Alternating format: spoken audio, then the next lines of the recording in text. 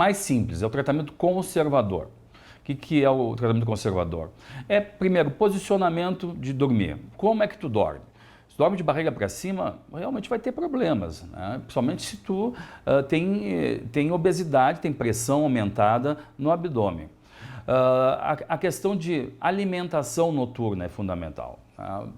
Evitar de comer perto da hora de dormir ou comer coisas pesadas que demorem muito para a digestão até a hora do sono. Tu tem que ter um nariz aberto, funcionando bem, uma higienização nasal com soro fisiológico é ótimo para melhorar a tua respiração. E a questão do emagrecimento. O cardiologista pensa muito em apneia quando ele pega um paciente que tem esse perfil, o obeso, o paciente que ronca e que tem uma pressão alta de difícil controle. O que é uma pressão alta de difícil controle? A gente precisa usar mais de 3 medicações para controlar a pressão do paciente. Quando tu pega um paciente que tu começa a tratar de hipertensão e tu está usando 3 ou 4 remédios e tu não consegue controlar, é obrigatório que a gente pense em apneia, porque é uma das principais causas. Quando nós falamos de ronco e apneia, o mais importante é fazer o diagnóstico de qual é o ponto que está havendo a obstrução respiratória. Se é o nariz, por exemplo, se é a parte anterior do nariz, se é a parte posterior do nariz, se é a parte da garganta, ali onde tem o palato mole, o sininho, as amígdalas, né? O tamanho da língua, a questão do tamanho da mandíbula, se a mandíbula é para frente ou se a mandíbula é para trás, o tamanho do pescoço, a espessura do pescoço, quer dizer, é muito importante esse topo diagnóstico, quer dizer, aonde que está o problema obstrutivo, porque é ali que vai funcionar o tratamento. O tratamento que mais ajuda o paciente a estabilizar o seu quadro, isto é, reduzir lá uma apneia de 40 eventos por hora, por exemplo, para uma apneia de 4, 5, 2 eventos por hora, é o tratamento com CPAP, bem feito, bem orientado e com um segmento adequado, tá? Nós temos o aparelho respiratório automático. O nome em inglês é CPAP, é o mais conhecido assim, mas é o que é basicamente? É um aparelho portátil que tu dorme com ele, né, do lado da tua cama, junto a uma máscara respiratória que vai te propor o quê? Uma pressão positiva dentro das vias respiratórias. Porque quando há o colabamento, né, a apneia, há uma pressão negativa dentro da garganta. E se tu manter esse fluxo respiratório positivo, tu não tem esse colabamento. Basicamente é isso que o respirador automático ele vai te proporcionar. São para casos graves ou casos que tentaram outros tratamentos e não tiveram melhora. O tratamento da apneia não é fácil de fazer, né, gente? Usar um aparelho daqueles para dormir todas as noites, investir, é um aparelho caro, nem todo mundo tem condições de comprar, dormir com aquela máscara, que às vezes não é tão confortável, ele tem que sentir que ele está sendo beneficiado para isso. Ele é um aparelho, o indivíduo ele veste uma máscara para dormir e essa máscara ela é acoplada a um aparelho que ele mantém um jato de ar contínuo para a garganta, fazendo com que o espaço aéreo se mantenha aberto, mesmo com a musculatura relaxada.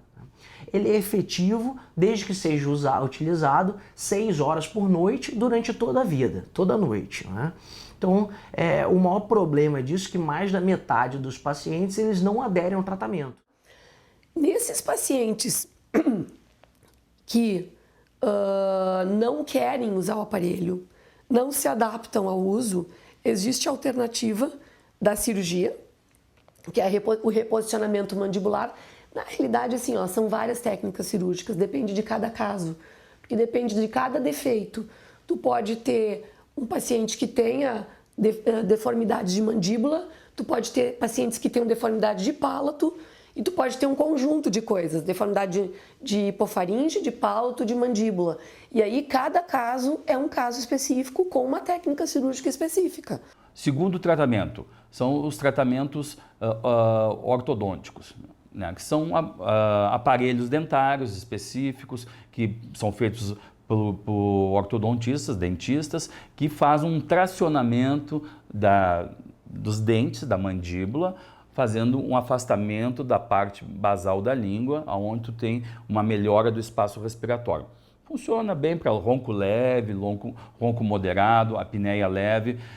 É um tratamento muito eficaz porque a adesão do paciente é muito grande. O tratamento adequado, ele precisa ser multiprofissional, com um médico e indicando um dentista habilitado para tratar ronco e apneia do sono através do uso do aparelho intraoral. O aparelho intraoral faz o quê? O aparelho que a gente usa aqui na clínica são aparelhos de avanço mandibular. Eles promovem um avanço momentâneo da mandíbula que traz junto a língua, porque na verdade o que causa a apneia é o colapso entre os tecidos da orofaringe e a base da língua.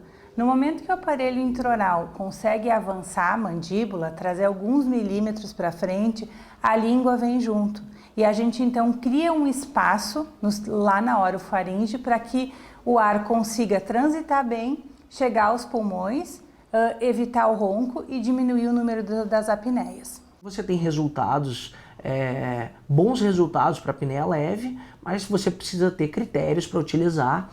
Você não pode ter problemas dentários importantes, né, porque ele vai ficar encaixado nos dentes, e ele é contraindicado em apneias graves e pessoas que têm problemas na articulação da mandíbula, que a gente chama de ATM, que poderia piorar os quadros de distúrbios dessa articulação.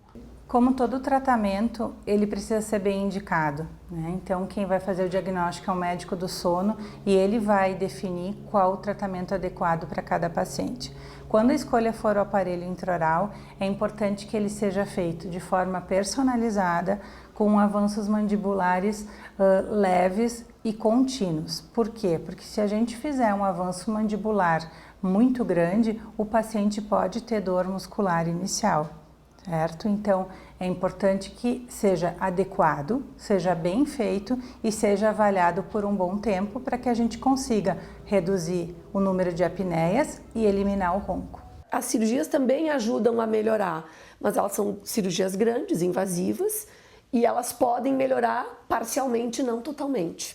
Então, as terapias elas têm que ser, às vezes, feitas em conjunto. Nós temos as cirurgias nasais, que são as clássicas, desvio de septo nasal, diminuição do tamanho do corneto, que é turbinectomia. Em crianças nós temos a cirurgia da adenoidectomia, que é uma cirurgia que funciona muito bem para o ronco e a apneia na infância. Então existe uma cirurgia que você remove um pedaço do céu da boca lá no palato mole, onde tira o sininho, né? Chama ovalopalatofaringoplastia, que é realizada pela especialidade de otorrino, né? E que existe algum grau de sucesso, mas nem sempre o grau de obstrução ele está localizado ali atrás do céu da boca, muitas vezes ele está localizado atrás da língua, né? Então ele não é efetivo para todos os casos de apneia. Nós temos as cirurgias clássicas do ronco, que é a óvulo-palto-faringoplastia, que é a retirada da amígdala e aumento do espaço do sininho ali, do palato mole, que faz tu ter um aumento daquele espaço da respiração, da luz respiratória, e tu consegue ter uma melhora em alguns pacientes que estão indicados também. Não adianta fazer uma cirurgia nesses pacientes que não têm uma amígdala significativa ou que o palato não é grande, porque também não vai funcionar. Quando o médico do sono vê um paciente, ele já olha para a mandíbula, ele já vê o formato do rosto, ele já vê o formato do nariz, ele já está enxergando no paciente a probabilidade de ele ter o problema por uma malformação. Então, tem um tipo de rosto, um tipo de mandíbula que já é o paciente que tem mais chance. Uma outra alternativa de tratamento são as cirurgias ortognáticas. A cirurgia ortognática ela é indicada para apneias de grau mais severo. E elas devem ser feitas quando tiver associado ao ronco e apneia alterações craniofaciais. Se a mandíbula é retraída, se ela é para frente, o formato do rosto já define isso, tá? Então, se a gente avaliar a face, né? Pessoas com falta de desenvolvimento dos ossos da face, principalmente a maxila, que é esse osso superior, e a mandíbula, que é o osso inferior, eles tendem a ter um estreitamento do espaço aéreo, né?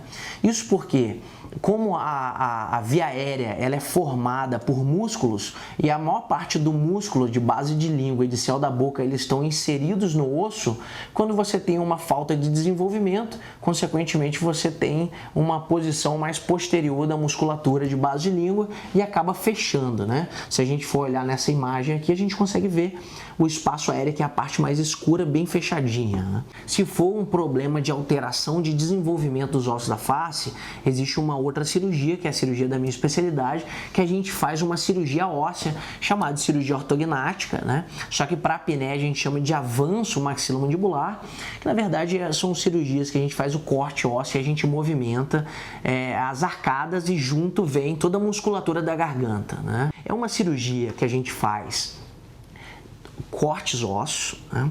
A gente faz um movimento na arcada dentária, tanto de cima como de baixo, e junto com a arcada dentária, como toda a musculatura ela está inserida no osso, você acaba movimentando toda a musculatura da língua e a musculatura do céu da boca. E isso gera um aumento do espaço aéreo, né? Você aumenta o tamanho do tubo da respiração e, consequentemente, você tem uma melhora respiratória. O paciente que é apneico grave, quer dizer, o paciente que faz mais de 30 apneia por hora, mais de 50% dos pacientes eles são considerados não apneicos depois da cirurgia, quer dizer, eles têm menos de 5 apneia por hora, né? E quase 90% dos casos, esse paciente ele se transforma de um apneico grave num apneico leve, né? Então, o benefício, praticamente 100% dos pacientes, eles têm uma melhora significativa do quadro de apneia e, consequentemente, de todos os sintomas relacionados à apneia, né? É uma cirurgia que é feita há bastante tempo com muita segurança, né? E que no passado só se utilizava para corrigir problemas dentários, né, esqueléticos. Hoje em dia ela é utilizada com sucesso para tratar esses problemas respiratórios do sono, né? Uma das características dessa cirurgia é que essa cirurgia ela é realizada toda por dentro da boca, né? Sem necessidade de fazer cortes na pele e ficar alguma cicatriz, né? É uma cirurgia feita no hospital, que é quando o paciente está dormindo, a gente faz toda a cirurgia num paciente dormindo e quando ele acorda já acabou o procedimento. Fora os indivíduos muito jovens que eles precisam esperar passar por um período de crescimento inicial, né, passar a puberdade, ela pode ser realizada em qualquer faixa etária, desde que o indivíduo ele tenha condições de saúde para ser submetido à cirurgia, né? Tem muita gente que às vezes ele tem as estruturas faciais com aspecto de normal, né? Só que não é tão normal assim. A gente percebe que, se numa análise adequada, esse indivíduo ele tem uma retrusão bimaxilar, que ele não tem uma repercussão estética, mas ele tem uma repercussão no espaço faríngeo, no espaço aéreo, né? E com a cirurgia, mesmo com as arcadas numa posição ideal, a gente consegue movimentar toda a arcada, as duas arcadas juntas, de forma a melhorar esse espaço aéreo e manter um padrão facial harmônico, né, ideal. Ele tem que ser bem avaliado, mas quando indicado, até indivíduos com a posição normal das arcadas, a gente consegue fazer a cirurgia e melhorar esse quadro de problema respiratório, né?